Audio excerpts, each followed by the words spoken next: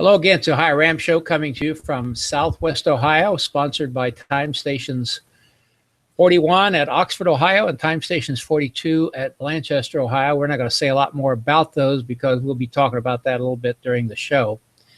But we're very happy with those time stations, very happy to have them as a part of the race across America. And we're going to go down and talk to Vic Armijo in Utah now in a little bit here.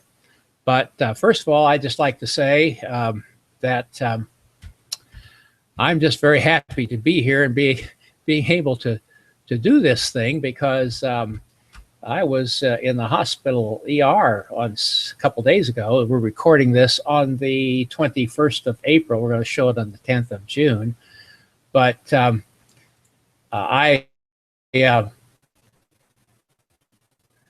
had this little lung situation that got out, but I want to just say a word of appreciation. It'll be a little late, but for all the people whose appreciation, and we're doing better now. I have to say that I just took my prednisone pill. I took a breathing treatment, a prophylactic breathing treatment. Possibly didn't need it, but I did anyhow. And I got my coffee.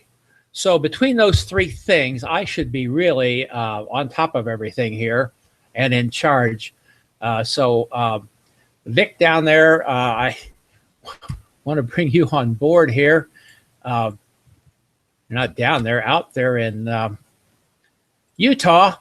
I'll try not to be too talkative, try to calm down here a little bit. How are you doing today, Vic? Oh, just fine.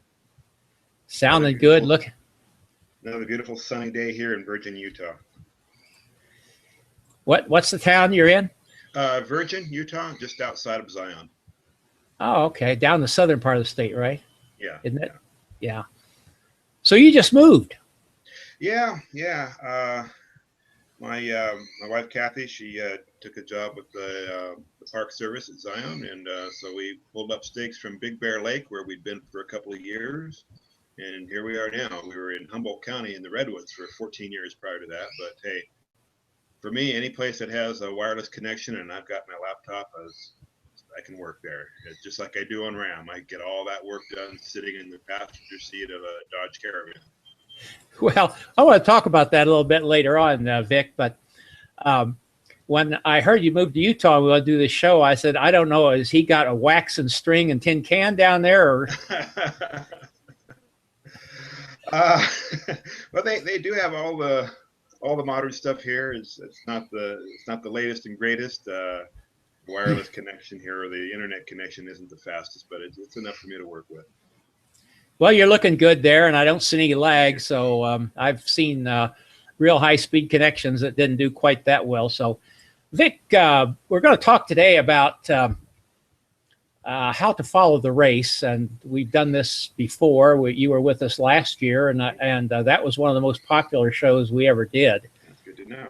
And it seems like it's something people want to know because it just isn't maybe intuitive just how to go about it. And there's so many resources available. I don't know, Vic, if you saw the Lon Haldeman show I just did, but he tells about the olden days when they had no rules and a 3-page map, and there was no internet, no cell phone.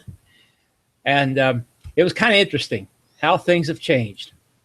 Well, some of that still kind of has a legacy existence. The time stations, for the most part, were chosen back when because that's where they knew they could find payphones, and racers and crews were instructed to have a bag of quarters.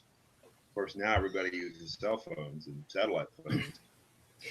Yeah, when I had a coffee with Fred a year ago, we were talking about that, and he said the real reason for time stations have really been changing a little bit. And of course, he had some ideas about how I'd like to see some new staff stations. But the original purpose was to find a cell phone so you could call in. Yeah, payphone. Yeah, but yeah.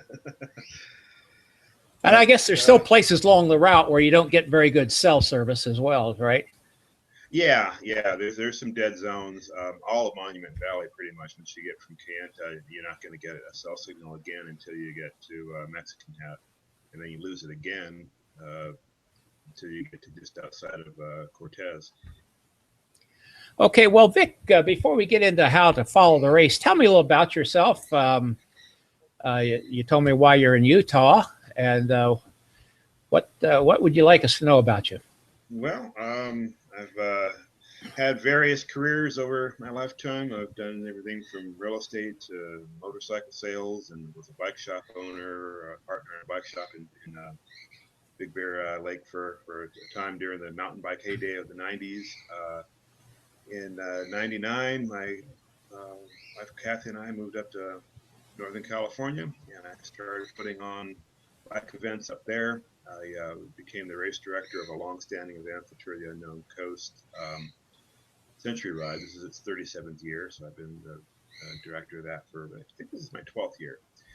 And I put on a lot of different mountain bike events and road events, and that led to probably the biggest thing that I've done as an event promoter, and that's this year's upcoming 24-hour World Solo Mountain Bike Championships. I'm the race director of that. It's going to be going on in Northern California in October. So we'll have racers from all over the world come into this little town in Northern California to race for their rainbow jerseys. But I've been with Race Across America for 10 years now. Back in 2006, a longtime good friend of mine, Tinker Juarez, decided he was going to do RAM, and he didn't finish even saying that that's what he was going to do before I raised my hand and said, I'm there, I'm on your crew. And in doing that, I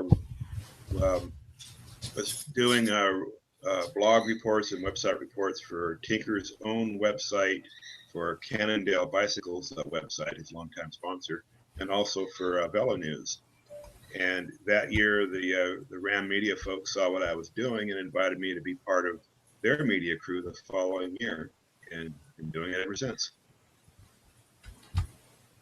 Okay, and my dog decided to talk there. He's been kind of disappointed that I haven't been that active with him the last couple of days. Although I did get him a walk in today, but I told him here using my unique little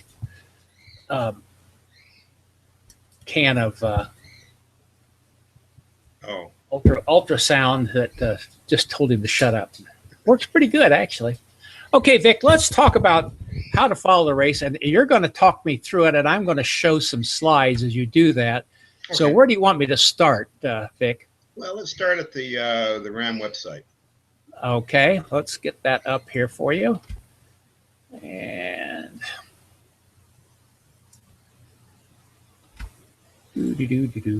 I told Vic this is going to require a little bit of, is that it we were looking at? Yeah, okay. Yeah, here we go. I'm going to go ahead. Go ahead. He's telling me what to do on his end, and I'm going to follow him through on this end.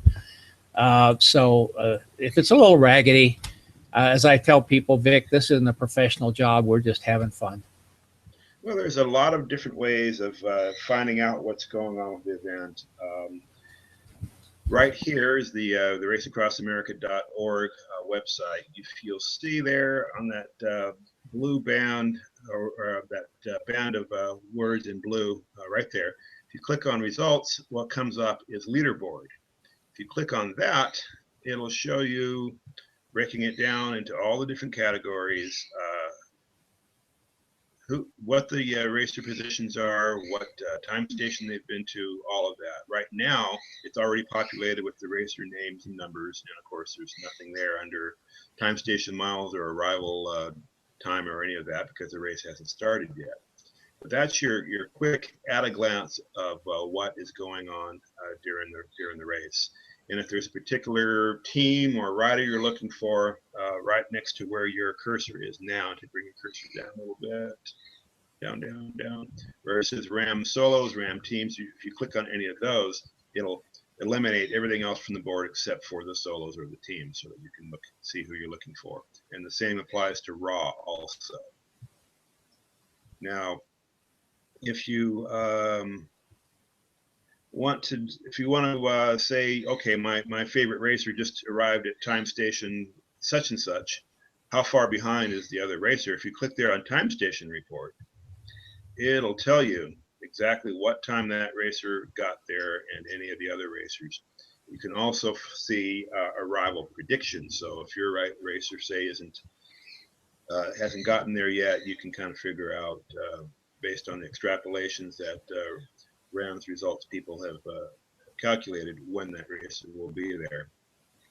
And all of this data exists for previous years too. So a lot of times it's useful to go back and you can see, is Christoph Strasser's stay on record pace? Where was he at this stage of the race last year? Is this other racer, gaining? There's a lot of data you can extrapolate by looking at previous years.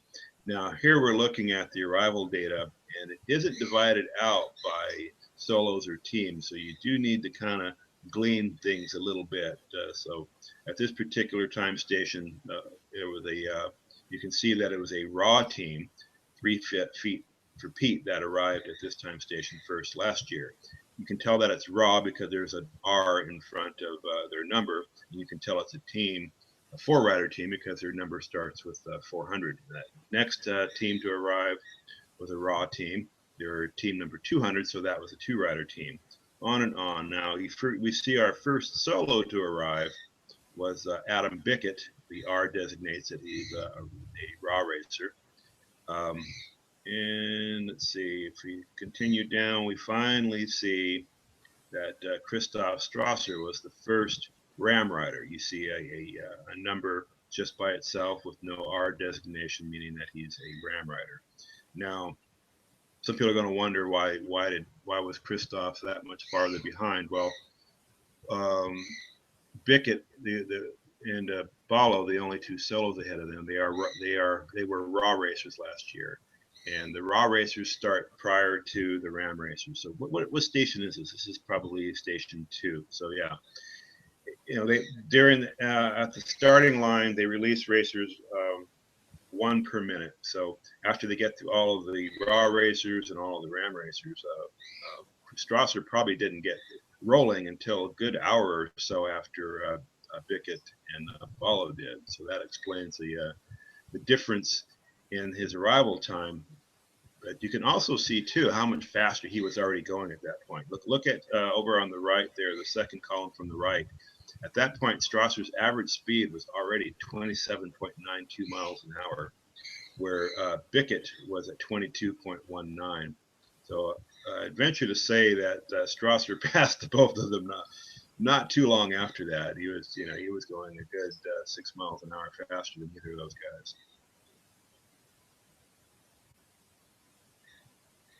Now, if we want to say there's a racer you want to know a little bit about, let's go back to the homepage, if we will. On that same row, let's see, 1, 2, 3, the 5th from the right where it says racers. Click on that, and you can pull up the information on a particular team or racers. And we're there where it says category. Select value, you can say just solos or whatever, and you can pull up whichever rider you want to know about.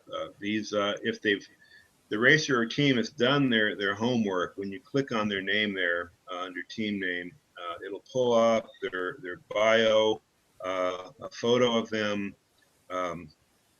If it's a team, it'll show all of the team members. It's a good resource to find out about the teams you're rooting for, the racers you're rooting for. They've got their own website that is also on there. A lot of times that's where you're going to find where their crew or the racer has been blogging throughout the race. You can find out details that you won't find on the RAAM website. Also, sometimes on the leaderboard, depending on how the racer filled out their paperwork, a solo will have a team name under the rider name, and you scratch your head and wonder why is this solo have a team name? Well, it's a team that they belong to, or whatever, and it's under this where you can differentiate and find out who that person really is. So if Billy Smith signed up under Team USA, here's where you can find out that Team USA is really Billy Smith.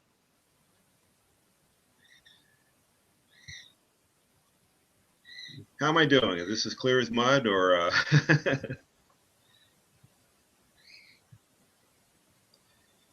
Now you can see we've got interesting and full field already. I do expect that we'll probably get a few more racers as these weeks go by. We're just shy of 2 months until the start. A recent addition was, if you scroll down a little bit to the bottom of the under 50 male, Gerhard Gulowicz. He just registered. This is going to be his 10th consecutive RAM. And a lot of people ask about the numbers. Once you've raced RAM as a solo, your number is your number forever. So we can see that Dave Hossey there, third from the bottom, number 288, his first RAM was quite a while back, where Brian Toon, who just signed up, number 519, it's you know, the numbers are getting higher and higher. Each number basically gets retired each year. You know, it won't be too much longer until we're pushing you know, into the 600s. At the top of yeah, there we go, Shauna Hogan, number 161. I mean, that was a number that was signed to her back in the 90s. Interesting that we're going to be seeing her this year. She, of course, started the year before last, did not finish. She had a number of difficulties, the least of which was her knee that was giving her trouble. She had an incident a few years back with, she has some big rambunctious dogs, and they were wrestling around and they slammed into her and injured her knee. And she felt that she'd gotten past that, but as the miles piled up in RAM 2013, was it? It was evident that she wasn't going to be able to continue. And so she sat out last year. She came along and watched the race basically. And just before, or just after last year's RAM, she had a procedure done where they did sort of a mini liposuction, pulled out fat cells from her belly, which she doesn't have a whole lot there. Yes. They took those fat cells into the laboratory and extracted her own stem cells and then injected those into her knee. Within weeks, she was feeling improvement, and that improvement has continued, and she's going to be back for RAM this year, hoping to score her unprecedented 7th victory and also set or break the women's 50-plus record that is currently held by the other rider in this category, Kathy Roach Wallace. Yeah. Had both of those on the show, by the way, Shauna last year and Kathy Roach Wallace just a few weeks ago, actually. Yeah. Both great ladies. And Shauna last year, she became sort of an independent media crew for you, following the women. Yeah, yeah. And that was kind of a nice deal. The show has kind of by default become a show a lot about women for a variety of reasons, but I just kind of like to see that whole category increase, and we're trying to push that a little bit. Some among the new people coming up and what have you. I was going to say, Vic, while we're here, on time station predictions. Yes. For those of us who live in the eastern part of the country, like Oxford, Ohio. Now, there's nothing there now, obviously, because haven't started the race. These are, and I think you alluded to that, but these are strictly mathematical projections based on their performance to the last time station they were at. And what happens here in the East, and I suppose to a certain extent in the West as well, is in the early days of the race, you'll see some projections about people coming through here on Sunday or Monday or something like that. Well, the first day or so, many of these solo riders, they may go 36 or 48 hours without taking a break. Yeah. And so their speeds are incredible. And based on the mathematics, that shows them arriving here quite early. And among the time station workers that haven't been around before, they start calling and say, well, you said we're supposed to open on Tuesday, but they say they're going to be here on Sunday. They get quite agitated about it. When actually, as the race progresses and their average speeds decline, those projected arrivals begin to degrade quite a bit. So we always tell people here in Ohio, Vic, use it to kind of keep track, but don't pay much attention to projected arrival times until a racer crosses the Mississippi River, Yeah. which is about 400 miles away. Then you can begin to calculate, about when to expect them. So that's just again, and again, for more accurate information, this is where you can go back to a previous year and see when the leaders got there, when somebody on the pace of the rider you're watching got there. It takes a little detective work. And but Vic Christoph threw a ringer at us last year. Yes. We kept telling people, don't worry, he won't be here till Tuesday evening maybe. He got here about 30 hours before we expected him. Yeah. So he was a challenge for us in Media One. Also, Media One is the crew that stays with the leader or leaders, as the case may be. And he had such an advantage over second place that after we followed him into Kansas, we started doing the math and realized, if we don't drop back now and give some attention to the riders in like 2nd through 9th, we're never going to see them again. So we let him be for a better part of a day. We dropped back into eastern Colorado and Kansas, got photos and some stories on those riders in 2nd through 9th, and then we drove and caught back up to Strasser. I forget if it was eastern Missouri or already Ohio, but yeah, we finally caught up to him. He looked over surprised and asked and shrugged and laughed and asked, "Where have you guys been?"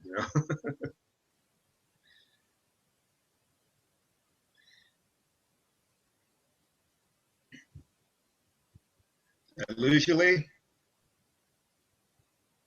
It was my mic button. I said, "How in the world?" It's my cough button here. I was talking to Vic about, and I had it turned off, and I forget to turn it back on. How in the world you guys keep up with him? I mean, knowing how it is driving SAG once in a while and trying to catch a rider. That's crossing the country faster than I'd want to do it driving by car. Well, Media One especially is tough because we have 3, sometimes 4 sets of media crews, and they're spread out in the middle of the race. There's 1,000 to 1,200 miles separating all these 3 different crews, 4 different crews. Each crew consists of a photographer, writer like myself, a videographer, and a driver. And if you're farther back in the field, there's always racers around you. You're not too concerned. But if we lose contact with the leader, he's the main story. So we do long days. It's not unusual for us to be out of our hotel at 6 or 7 in the morning, grab some coffee and have some muffins on the run, and drive until sometimes 10, 11 o'clock at night. And we do most of our work on the run. I'm sitting there in the passenger seat of our Dodge Caravan, writing, shooting photos, editing photos, and uploading, while the entire back of the van is Jennifer Salazar, the videographer, and she's back there doing the same thing, writing and creating her stories, doing video editing, and a lot of times even doing her commentary as we're rolling down the road. If you listen to the audio on some of her videos over the years, you can hear the road noise. It's better usually if she can stop somewhere. We find some nice scenic place where it's a bit quieter, but that's not always a luxury we can take. It's grueling to be able to keep up with the leader. Yeah, well, when we originally started talking about this, we thought we'd hope to get Jennifer on here, but you said she had another project. I think she's sitting out on the beach in her bikini there, Vic, somewhere. If you hear this, Jennifer, why, we love you. And what happens too in the morning when we get up, the first thing I do is I check the leaderboard, and I have to do some quick math and realize, okay, if we get underway in the next 20, 30 minutes, we'll probably catch up to him, lunchtime, because we've been, getting a luxurious 5 hours of sleep in some sleep bag hotel somewhere. He's been on the bike keeping that 17, 18 mile an hour average. Yeah, I said my only experience with that is trying to, stop with a SAG vehicle and get a piece of lunch and then catch. And it's amazing how far a bicyclist can get ahead of you in just a little time. Yeah. And it's a challenge too. I mean, we do our best to spread the attention around. We're always getting comments from friends and fans of other racers. How come you haven't talked about so and so in 5th place or 9th place? And, well, there's only 3 or 4 crews. We can't be with Christoph or whoever's leading, and the guy who's 250 miles behind in the same afternoon. It just doesn't work. Okay, well, Vic, is there anything else here on the website that we need to go over? I do want to get back to your Ride Farther because we want to talk a little bit about Tractalis. Mm-hmm. I think we pretty well covered it. The records and awards is interesting. That's always a fun thing to look at for all the different categories, because there's records there for all the different divisions, teams, solos, and the like. Yeah, there's an awful lot of data there, and what I tell people, just go to raceacrossamerica.org. By the way, that link is on our website, OhioRAAMShow.com, and we'll be showing the Ride Farther website here in just a second. But click on race resources, if you would. Race resources. Okay. Oops, I'm clicking on my show here, not. There's just too many windows here I'm dealing with. Yeah. There's so much data. Okay, race resources. Get that up where I can see it. Not actually the one I'm looking for. I got media kit, gear, rules. Yeah. Route. I'm not finding it. I haven't really looked at this in close to a year. I don't recall where. I thought it was there. I don't recall where penalties and time credits are posted. It's on one of these, and that's they changed that. They used to be. I thought it was under race resources. Maybe it's under racers, but that's an important thing to look at, because the leaderboard doesn't always tell the whole story, especially if you've got a close race going on. If you've got racers that are separated by only a few minutes, you need to check to see if maybe one of them has a penalty or two, which can amount to 15 minutes, 30 minutes, or even more, depending on how misbehaved their crew has been. Yeah, that used to be. Yeah, I thought it was under race resources. It used to be right here under penalties, but I think it's been moved. Oh, there we go. Yeah. Well, I'll get clarification on where that's going to be. Yeah, if you could, we'll try to put that up. And there's changed one thing on penalties, which I disappoints me a little bit, but I think I understand why. They used to tell what the penalty was for. I think they don't do that anymore. Am I correct? They just tell Yeah, I'm not sure if that was a cognizant decision of the management, or if that was just the official that was filling those in on the fly, trying to cut some corners, which I understand we're all pretty dry by the time we get to the map list. Oh yeah, I understand that, and because there was some interesting descriptions of what penalties were for. Yeah, I probably tell tales out of school, but when I was over at the crew seminar here in Columbus a while back, I got the full dope on this one incident a number of years ago where it was a DNF. It just said crew went home, but there was a lot more to that story. Mm-hmm. You know what it is. I probably shouldn't tell it. Yeah. Well, anyway. We've all heard the stories of crews not getting along. You always hear the story of somebody seeing a van pull up to a stop sign and a door open up and a duffel bag get tossed out. Well, I tell you, one of my favorite reasons ever for a DNF was a woman racer some years back. All it said was epiphany.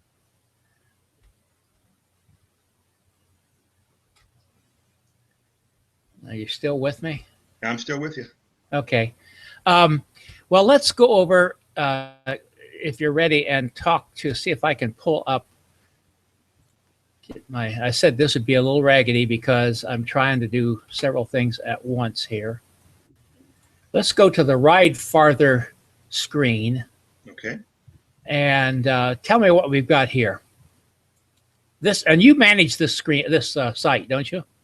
No. I create a lot of the content for it. Okay. Well, any of the written stories, for the most part, will be mine.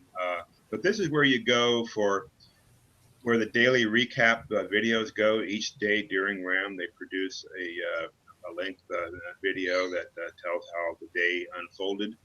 That's also where the photo gallery is from right from the beginning, from day one. There'll be galleries there from the starting line, from various parts of the course.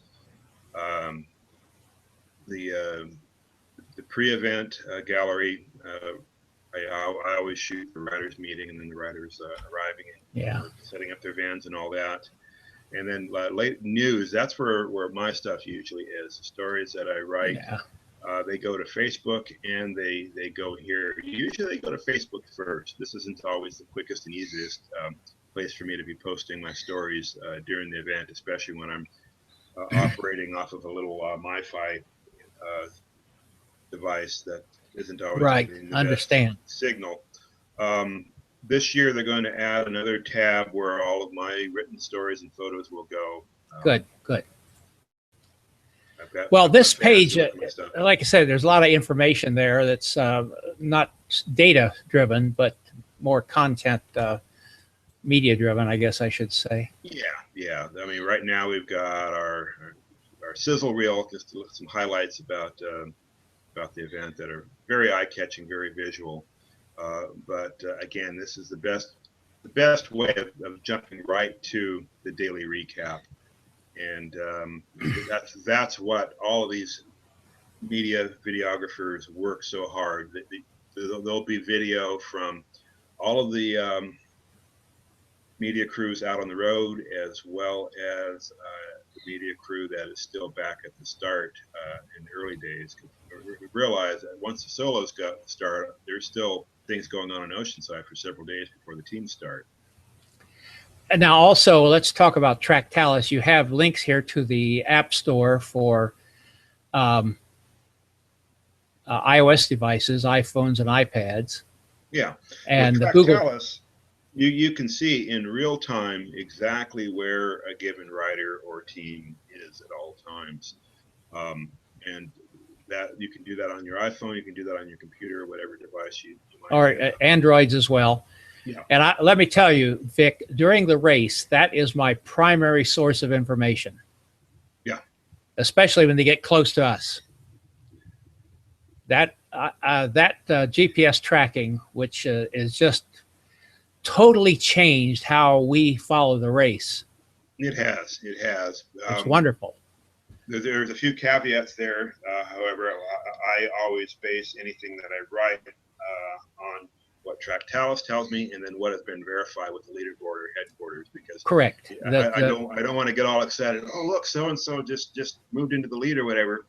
Before I make sure that isn't because they picked up the rider and drove ahead for whatever reason, and they're going to take him back to. Yeah, you got to know that. That's and then there are places along the route where there's dead spaces. Yeah. I know there's one just outside of Durango. As you're coming in Durango, there must be going through a deep valley or gorge or something there, and I know I always kind of go dead in there. And the other thing, sometimes the riders make mistakes. Now, you remember last year when Benny and Corinne Fuhrer, Corinne had that accident. Yeah. And I think they took a car back to Indianapolis Airport, and they must have taken the device with them, but it showed her, showed them at Indianapolis Airport, and of course, we knew that couldn't be. Oh, look, she's on I-70 going 68 miles an hour. Wow. Yeah.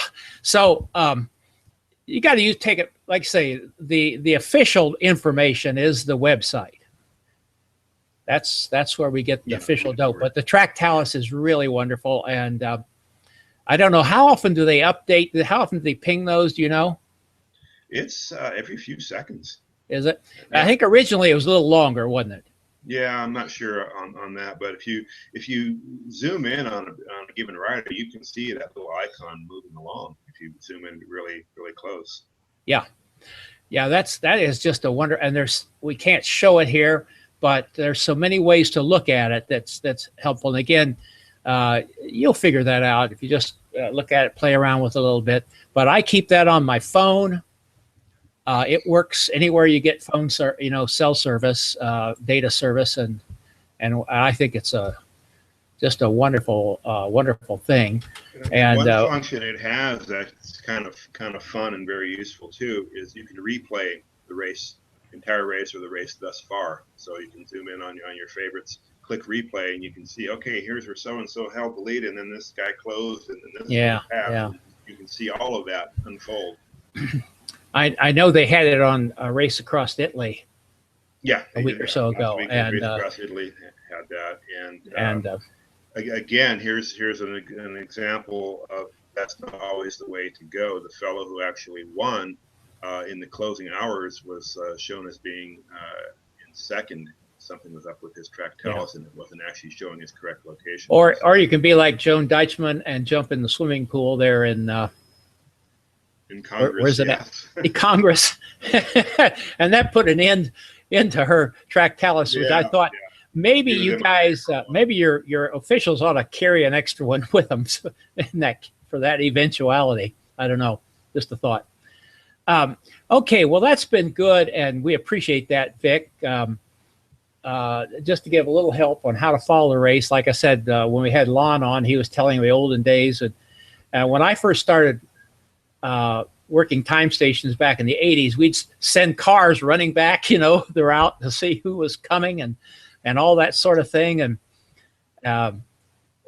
how it is. And the only way we had heard the results was by reading a magazine sometime a couple months later. I was a fan of the race since the very beginning, and I remember back in the 80s, or you remember those 800 numbers? You call an 800 number, it would be $1 per call on your phone bill. Yeah.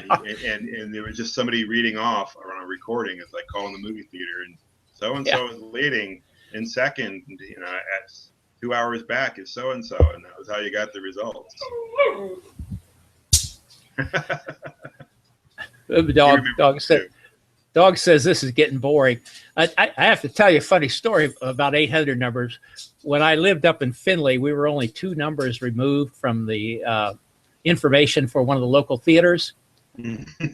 And we keep getting calls. So finally, I came up, they'd call, say, well, I'd say Gone with the Wind is showing. I'd love to see that on the big screen. Yeah. Anyhow, Vic, we started talking about how you handle the video or getting the media up. It amazes me. Now, I do a little video editing here with the show, and I have a nice big desk. I got a 23-inch monitor. Everything sits still. How on earth do you edit this stuff while bouncing down the road? That's a question for for the videographers. I have a hard enough time cropping and editing and correcting photos, much less dealing with video. And it doesn't all get done there. The videographers, once you get to a hotel, they'll stay up a lot of times while the rest of us are bedding down for the evening. But it's amazing how much Jennifer and the others are able to get accomplished while bouncing down the road in a Dodge Caravan. Now, do they upload the raw video and it's edited? Yeah, it gets somewhere else. The head of media is Jarrett Wilhelmsen. Yeah, I know of him. And he has his headquarters basically, and that's where all of the video gets forwarded, and then the segment with the host of the show last year was Leah Garcia. Those get filmed so she can introduce each. Those get filmed with her introducing each segment from all the different media crews. And I wonder about bandwidth, Vic, because when I've tried to load a show up from one of our sites, I struggle with finding good bandwidth. I've learned that the hospitals and public libraries are the best place to get a decent connection. How do you guys do it? Do you use your well, if we're cell service? If we're in a metropolitan area with good, strong cell service, they can upload their stuff as we're rolling. But if we're say in Monument Valley, we always get a room in Mexican Hat late at night, and they do their uploading to the hotel wireless there. And then the videographers are always gritting their teeth because the video needs to be taken down in resolution much lower than they would like. Doesn't look as good as if it was, being sent as a full res file. But there's no way that they can usually upload it if they try to send a full res file. Well, you guys do a wonderful job. Let me tell you. I mean, I'm not a pro, but what little I do helps me to appreciate the tough job you guys got. And you sure keep us abreast of it, and we appreciate that ever so much. That website, by the way, that we had up there, we didn't mention it, but let's see. I think I got a slide here with it on ridefarther.com. And then the other, of course, the other site. I think there's a link there on that to the official site for the data, what have you. Don't forget our Facebook. Facebook is where you're going to find the most recent happenings. I mean, with Facebook, okay. I can shoot a photo of a rider and have it on the page with a caption literally within minutes, seconds. Yeah. Well, I'll tell you what I'll do. I'll tell you what I'll do, Vic.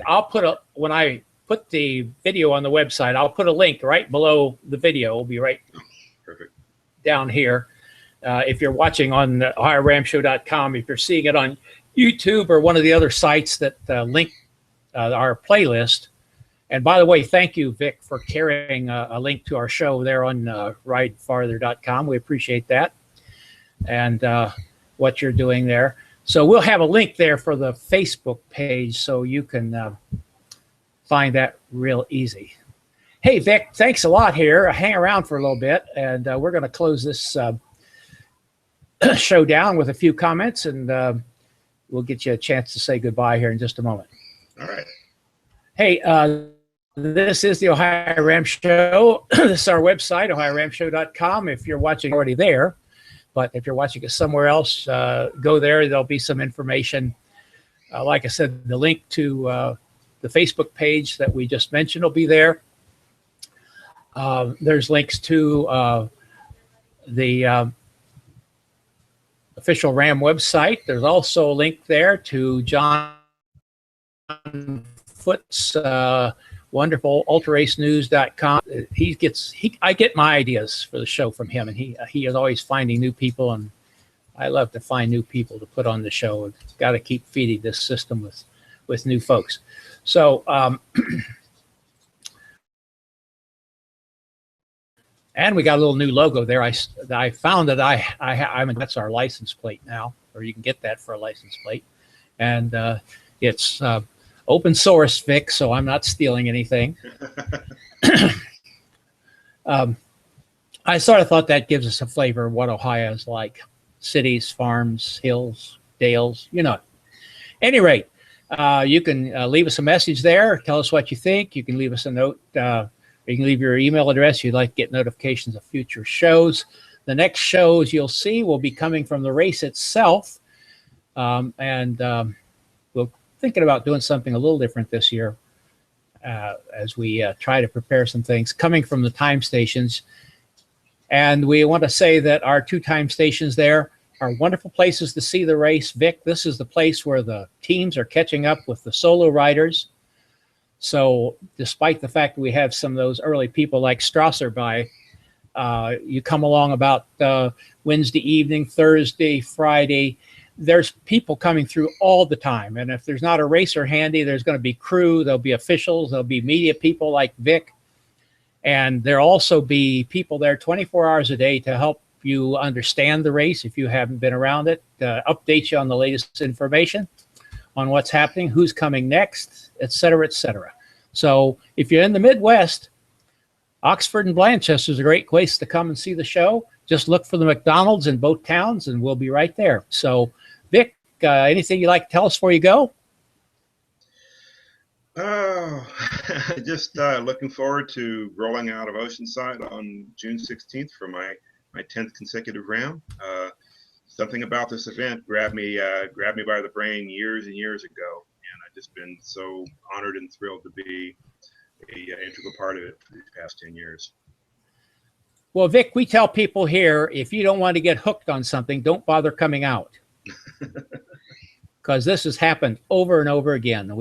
People come out and say, what's going on? Never heard of RAM before. And the next thing you know, they're there for 36 hours and we can't get rid of them. Okay, well, thanks a lot, Vic, for being with us. Thank all of you for watching. We appreciate every one of you. We appreciate it when you give us a little boost on Facebook or Google Plus or Twitter or wherever you see us.